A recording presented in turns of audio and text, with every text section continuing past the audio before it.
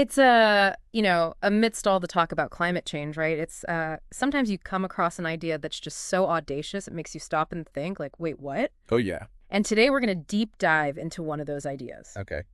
We're talking about a Canadian company that wants to pump minerals into the ocean to fight climate change. Wow. Is this brilliant? Is it crazy? Is it both? Could be all of the above. Yeah, I mean, the idea of trying to engineer the ocean, right, to fix the climate, it's mind-boggling. Yeah, I mean, the ocean is vast, it's complex. Right. I mean, can we really control it like that? It's a huge gamble. It is. The company behind this is called Planetary Technologies. Okay.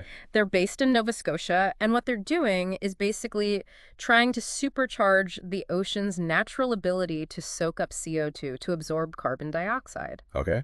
How are they doing it? They're releasing this slurry, this mixture of water and magnesium oxide into the sea. Magnesium oxide. You might recognize that, actually. It's used in construction. Oh, right. Okay. Even in antacids for heartburn. Okay. But here, they're using it to basically act as a carbon sponge. Interesting. Their motto is, restore the climate, heal the ocean. Bold statement. Very ambitious. And the thing is, they're not alone. No. There's a whole field of this now called ocean-based carbon dioxide removal. Right, so it's gaining traction. Yeah, it's not just a fringe idea anymore. Big players are getting involved, like Elon Musk's foundation is supporting some of this research. Wow. There's even a $50 million prize up for grabs for innovative solutions. Wow. And it's not just one approach, it's a whole bunch of different ideas being explored. Okay. Like, some are sinking rocks. Rocks, yeah. God. Others are adding nutrients to make algae grow faster. Like fertilizer. Kind of, yeah. Yeah. And some are even using agricultural waste or seaweed to capture carbon in the ocean. Wow, so like whole variety of things. And the pace of this research is just booming. Like, almost 50 field trials have been done in just the last 4 years. That's a lot. It is. And hundreds of millions of dollars are pouring into this field. So clearly people are taking it seriously. Absolutely. It's not just talk anymore, it's action. But I mean, obviously, doing anything on that scale in the ocean, it's there's got to be some potential downsides too, right? Oh, absolutely. And that's where the debate gets really heated. Yeah. One scientist, Adina Payton, called this whole field the Wild West. The Wild West. Yeah, because there aren't really clear rules yet, and the potential for things to go wrong is pretty significant. That's a little unsettling. It is. And then there's the money side of things, which also gets complicated. Okay. A lot of these companies are relying on what are called carbon credits. Carbon credits. So Basically, they're like tokens representing a ton of CO2 that's been removed from the atmosphere. right. And they sell these credits. Okay. But carbon credits themselves are already a controversial idea. Yeah, I could see how that could be tricky. Yeah, and it's interesting because the sales of these marine carbon credits have just exploded in the last few years. Really? Yeah, they went from like 2,000 a few years ago to over 340,000 last year. Wow. But, that's still a tiny drop in the bucket compared to how much carbon we actually need to remove. Right. So it's growing fast, but it's still a small piece of the puzzle. Exactly. And even the people who are doing this research, they admit there's a lot they don't know. Okay. Like Will Burt, he's Planetary's chief ocean scientist. Okay. Even he says, this is uncharted territory. So there's a lot of uncertainty. There is, but Okay. he also argues that we're in a climate crisis, so we have to try these things. So it's like a balance between hope and risk. Exactly. Now, to really visualize this, the article we're looking at mentions that they're using pink dye in their tests in Halifax Harbor. Pink dye. Yeah, so they can track how these materials spread in the water. Oh, okay. So let's step back for a moment and talk about why people are focusing on the ocean for this in the first place. Most scientists agree, including the IPCC, that's the big UN climate panel. They say just cutting emissions isn't going to be enough. Right. We also need to actively remove carbon that's already in the atmosphere. Okay. And there are ways to do that on land, like directly capturing CO2 from the air or planting trees. Yeah. But those methods have limitations. Okay. Land is a limited resource, and there can be impacts on communities and ecosystems when you try to do these things on a large scale. I see. The ocean, though, it's vast. It's like a giant potential carbon sink. Right. It covers most of the planet. Exactly. One scientist said it's limitless in terms of its potential. Us. Wow. Yeah. Plus, the ocean already absorbs a ton of carbon naturally, so the idea is to just help it do that even better. Okay, so the ocean already does this. We're just trying to give it a boost. Right. Now let's go back to Planetary Technologies. Okay. The article describes their operation in Halifax Harbor. Yeah. They have this truck trailer full of bags of magnesium oxide. It's just like bags of, I don't know, flour or something. Yeah, basically. Yeah. And get this, the magnesium oxide comes from mines in Spain. Wow. So it's shipped all the way across the Atlantic. Yeah. Okay. And then they use this magnesium oxide to react with the CO2 that's already dissolved in the seawater. Okay. And it basically transforms it into these stable forms of carbon that won't escape back into the atmosphere for a really long time. Interesting. Yeah. And it's not just magnesium oxide. They're also looking at other minerals like limestone and olivine that did similar things. Okay, so there are a few options for the minerals. Right. All right. Now, of course, the big question is, what does this do to the ocean ecosystem? Right. Is it safe for marine life? Planetary says their tests show minimal risk to things like plankton and fish. Okay. And they point out that magnesium oxide is already used to reduce acidity in water treatment. Okay, so it's not like a completely foreign substance to the ocean. Right. And they're expanding their testing to other places, like a wastewater plant in Virginia, and they're planning trials in Vancouver. Okay, so they're trying to be thorough with their testing. They are, but it's still early days, right? Right. And we need much more research to really understand the long-term effects. Absolutely. So planetary is just one example, though, right? Right. There are other approaches out there, too. Okay. Like some are focusing on growing seaweed and algae. Seaweed. Okay. The idea is that those plants absorb CO2 from the water. Just like plants on land do from the air. Exactly. And there's this company in New Zealand called Gigablue. Okay. They're adding nutrients to the water to boost phytoplankton growth. Phytoplankton. Yeah, that's like microscopic algae. Okay. So it's a kind of biological approach, right? Instead of using minerals. Interesting. So using nature's own systems. Yeah. But then there's another whole category, which is kind of strange when you think about it. What's that? They're sinking organic material to the deep ocean. Sinking stuff. Like what kind of stuff? Like wood chips, for example. There's a company in Iceland doing that. Or even sargassum seaweed or sugarcane pulp. Sugarcane pulp. Wow. The idea is to basically bury this stuff at the bottom of the ocean where it'll decompose really slowly. So locking away the carbon for a longer time. Yeah, because down there it's cold and there's not a lot of oxygen. Makes sense. But, I mean, dumping all that stuff into the deep ocean, it's got to have some effects down there, right? Right. That's one of the big concerns. Yeah. And it's not just the environmental questions. There's also the issue of community acceptance. Oh, right. People who live near the coast might not be too happy about this. Yeah, exactly. There was a case in North Carolina where a company wanted to use olivine, which is a kind of mineral. Okay. They wanted to use it near this town called Duck. Okay. But their plan was pretty big, and it got scaled way back because of local pushback. So the community said no. Pretty much. Wow. What were their concerns? Well, wildlife agencies were worried that the olivine would smother the seafloor and harm endangered species like sea turtles and sturgeon. Okay. Yeah, that's a valid concern. And the Fish and Wildlife Service, they were concerned that there wasn't a clear plan for what to do if things went wrong. You know, how to clean up the mess. Right. What's the remediation plan? Exactly.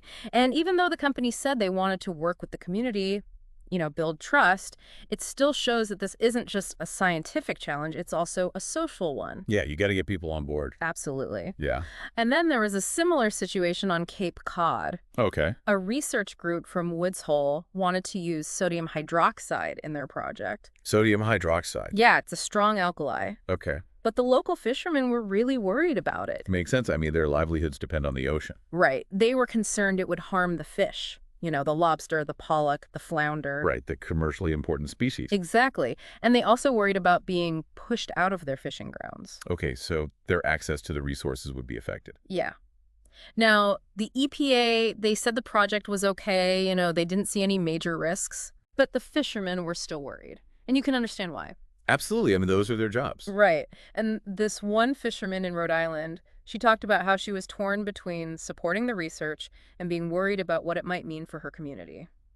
That's a tough position to be in. It is. And this isn't just happening in North America.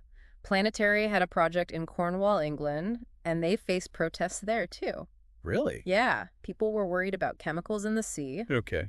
and a group that studies seals, they were concerned that Planetary didn't know enough about the local ecosystem. Right. Each place is different, right? Exactly. And Greenpeace, they criticized how Planetary was measuring the baseline conditions before the project started. Okay, so there were concerns about whether they were doing it properly. Yeah, and even though the UK Environment Agency said the risks were low, Planetary ended up pausing their project. Wow. And they said they'd work with the community more closely. So community pressure can actually influence these projects.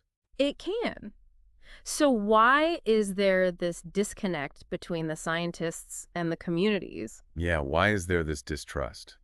Well, one researcher said it's because people don't like the idea of messing with the climate. Right, it feels unnatural. Yeah, like we're playing God or something. Okay. And then there's also this deep emotional connection people have to the ocean. Right, it's seen as pristine, something we need to protect. Exactly. And there's this fear that once you start manipulating it, you can't undo it.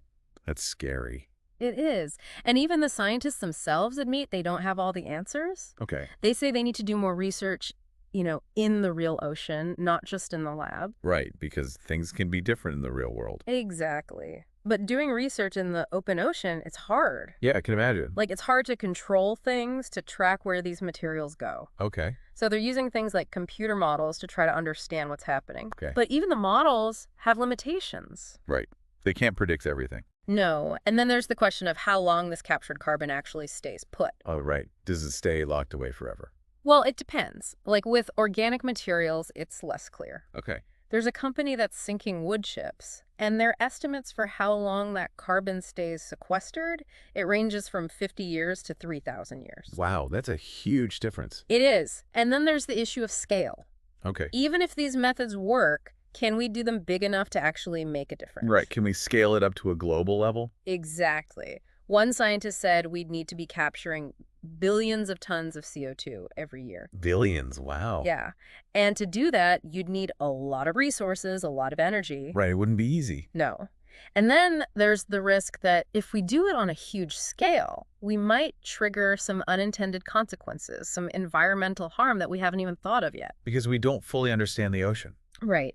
And the ocean is all connected, so what happens in one place can affect the whole system. That's a bit scary. It is. But some people argue that the risk of doing nothing, of letting climate change run rampant is even greater. So it's like a calculated risk. Yeah, a gamble. Yeah. Now let's talk about the money again. Okay. Planetary, they announced they've captured 138 tons of carbon in their project so far. Okay. And they've sold those carbon credits to companies like Shopify and Stripe. Oh, so they're actually making money from this. They are, but there are scientists who are uncomfortable with this whole idea of monetizing carbon removal. Okay, why is that? They worry that it could lead to abuse, people exaggerating their claims or not doing it properly just to make money. Right. It could incentivize the wrong behavior. Exactly. Yeah. But on the other hand, these companies argue that they need this money to do the research and develop the technology. Right. They say they can't wait for governments to fund everything. Right. They need to move faster. Exactly. And the thing is, the climate crisis is getting worse. Yeah, we're not on track to meet our goals. No. Last year was the hottest year on record globally, and emissions are still really high. Not good. No. So what's the takeaway here? I guess that we need to be doing everything we can. We do. Cutting emissions is still the most important thing, but these carbon removal technologies, they might be a necessary part of the solution too. Right. They're a tool in the toolbox. Exactly. And this whole field is moving so fast, there's a lot happening. Yeah, we've talked about a lot of different approaches. We have, Planetary's now captured 1,000 tons of carbon total. Okay. The company that's sinking sugarcane pulp, they've done their first tests. Okay. Giga Blue, the one with the phytoplankton, they've got a big carbon credit deal. Wow. And there are other companies that are using electricity to change seawater and absorb CO2. So lots of different ideas are being tested. There are. And then, of course, there's the big question of government policy, which is still uncertain. Right. How will governments regulate this? Exactly. But one exciting thing on the horizon, The Musk Foundation is going to announce the winner of their carbon capture prize soon. Oh, right, the $50 million prize. Yeah, and Planetary Technologies is one of the contenders. Wow, so they could win. They could. So this is a really dynamic field, lots of potential, lots of risks, lots of questions still to be answered. Absolutely. And for you, as a UPSC aspirant, this is really relevant to your studies. It is. This is about climate change mitigation, environmental science, technology, policy, societal concerns. All of that's in the UPSC syllabus. Right. This is real-world stuff, and it's evolving quickly. It is. So we really want to hear your thoughts on this. What stands out to you about these different approaches? Yeah, what are your biggest concerns? How do you think this could affect India and its coastal communities? This is important stuff to think about. It is. And if you want to read more about this, you can check out The Hindu. That's where we got our information for this deep dive. Yeah. And please, if you found this helpful, hit that like button, subscribe to the channel for more deep dives on current events. And leave your comments below. Let us know what you think. We love to hear from you. And as you go about your day, here's something to ponder. Okay. Given how urgent the climate crisis is and how risky some of these ocean interventions might be, where do you draw the line? How much action is enough? How much caution is too much? It's a tough question. It is. But it's one we all need to be thinking about.